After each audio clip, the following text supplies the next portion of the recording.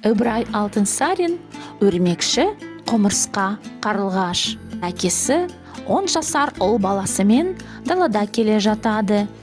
Әкесі баласынан сұрады: Ана өрмекшіні көрдің бе? Не істеп жүр? Көрдім, өрмек тоқып жүр. Анау құмырсқаны көрдің бе? Көрдім, аузында бір нанның қимы бар.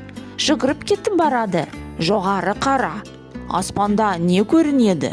Жоғарыда қарлығаш ұшып жүр. Аузында тістеген шөбі бар. Сонда әкесі айтты: Олай болса шырағым, осы кішкентай жәндіктер саған үлгі. Өрмекші маса, шыбынға тұзақ құрып жүр. Ұстап алған соң өзіне азық етеді. Құмырсқа бала шағысына тамақ аулап, бір нанның қимын тапқан соң өзі жемей, аузына тістеп қуанғанынан үйіне жүгіріп қайтып барады. Қарлығаш балапандарына ұя істеуге шөп жинап жүр. Жұмыссыз жүрген бір жан жоқ. Сені де Құдай бос жүруге жаратпаған. Жұмыс істеуге әдеттену керек, деді.